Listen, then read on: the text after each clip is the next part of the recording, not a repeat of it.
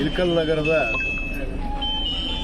SRK ಬಡಾವಣೆ, ಲಿಂಗೈಕ್ಯ SR ಕಾಶ್ಯಪ್ನವರ ಬಡಾವಣೆ ಅಂಥೇಳಿ ಇಂದಿನ ನಮ್ಮ 2017-18ರ ನಮ್ಮ ನಗರಸಭೆಯವರು ಈ ಒಂದು ಏನು ಬಡಾವಣೆಯನ್ನು ಇವತ್ತು ನೇಮಕ ಮಾಡಿದರು.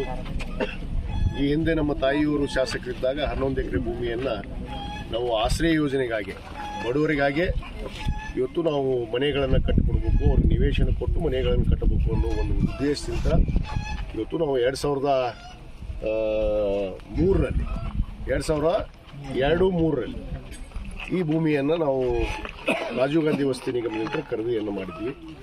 ಇಲ್ಲಿ ಸುಮಾರು 334 ಏನು ಪ್ಲಾಟ್ಗಳನ್ನು ಮಾಡಿ ಆ ಬಡವರಿಗೆ ನಾವು ಹಕ್ಕುಪತ್ರ ಕೂಡ ನನ್ನ ಅಧಿಕಾರದ ಅವಧಿಯಲ್ಲಿ ನಾನು ವಿತರಣೆಯನ್ನು ಮಾಡಿದ್ದೆ.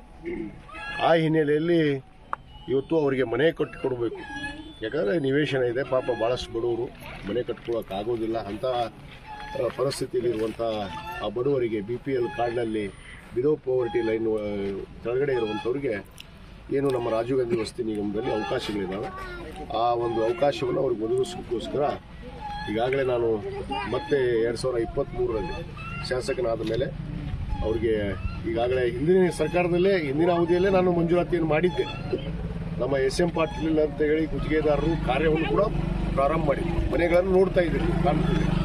ಅಲ್ಲಿ ಆ ಮನೆಗಳನ್ನು ನಿರ್ಮಾಣ ಮಾಡುವಂಥದ್ದಲ್ಲಿ 2018ರಲ್ಲಿ ಏನು ಗೆದ್ದಂಥ ಸನ್ಮಾನ್ಯ ದೊಡ್ಡನಗೌಡ ಪಾಟೀಲ್ ಅವರು ಆ ಮನೆಗಳನ್ನು ನಿಲ್ಲಿಸಿದರು. ಕಟ್ಟಡ ಮಾಡುವಂಥ ಬಡವರು ಮನೆಗಳನ್ನು ನಿಲ್ಲಿಸಿದರು, ಉದ್ದೇಶಪೂರ್ವಕವಾಗಿ ನಿಲ್ಲಿಸಿದರು.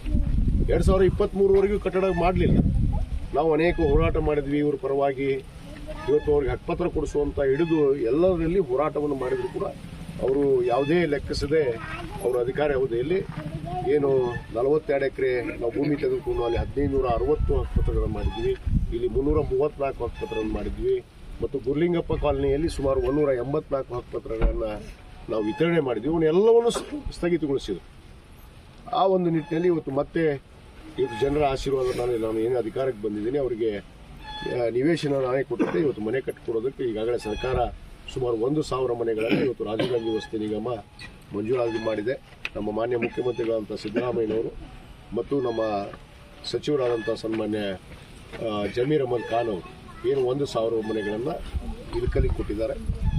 ಮತ್ತು ಗ್ರಾಮೀಣಕ್ಕೆ 1500 ಮನೆಗಳನ್ನು ಕೊಟ್ಟಿದ್ದಾರೆ. ಮತ್ತು ಹುನಗುಂದಕ್ಕೆ ಕೂಡ 500 ಮನೆಗಳನ್ನು ಕೊಟ್ಟಿದ್ದಾರೆ. 500 ಮನೆಗಳನ್ನು ಕಟ್ಟಡಕ್ಕೆ ಅನುದಾನವನ್ನು ಬಿಡುಗಡೆ ಮಾಡಿದ್ದಾರೆ.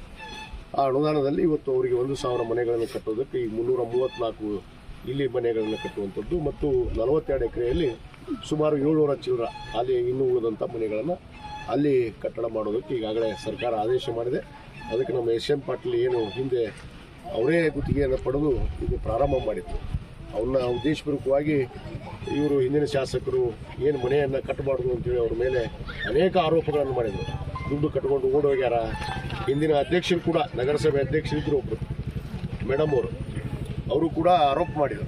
ಏನು ಗುತ್ತಿಗೆದಾರರು ದುಡ್ಡು ತೊಗೊಂಡು ಓಡೋಗ್ಯಾರ, ಅದನ್ನ ಶಾಸಕರು ತಿಂದಾರ, ನಮ್ಮ ಮೇಲೆಲ್ಲ ಆರೋಪ ಮಾಡಿದ್ರು. ಶಾಸಕರು ತಿಂದರು, ಎಲ್ಲಿ ತಿಂದರು, ಹೆಂಗೆ ತಿನ್ನಕ್ಕೆ ಬರುತ್ತೆ ಅನ್ನೋದು ಅವ್ರಿಗೆ ಕಾನೂನಿನ ಅರಿವಿಲ್ಲ. ಅವ್ರ ಅವಧಿಯಲ್ಲಿ DC ಕೂಡ ಮನವಿ ಮಾಡಿಕೊಂಡ್ರು, ಇದು ತನಿಖೆ ಆಗಬೇಕು ಅಂತ. ಅವ್ರದೇ ಸರ್ಕಾರ ಇತ್ತು, ಅವ್ರದೇ ಜಿಲ್ಲಾಧಿಕಾರಿಗಳಿದ್ದರು, ಅವರೇ ಶಾಸಕರಿದ್ದಾಗ ತನಿಖೆ ಮಾಡಿಸುವಂಥ ಎಲ್ಲಿ ಬರುತ್ತೆ ತನಿಖೆ ಮಾಡುವಂಥದ್ದು? ತಪ್ಪಾಗಿದ್ರಲ್ಲ ತನಿಖೆ ಆಗೋದು. ಇಂಥವೆಲ್ಲ ಉದ್ದಾಟತನದಿಂದ ಬಡವ್ರ ಹೊಟ್ಟೆ ಮೇಲೆ ಕಾಲು ಕೊಡುವಂಥ ಕೆಲಸ ದೊಡ್ಡನಗೌಡ ಪಾಟೀಲ್ ಮಾಡಿದ. ಮತ್ತು ಅಧಿಕಾರಿಗಳು ಕೂಡ ಮಾಡಿದ್ರು ಅವ್ರ ಜೊತೆಗೆ ಸೇರಿಕೊಂಡು.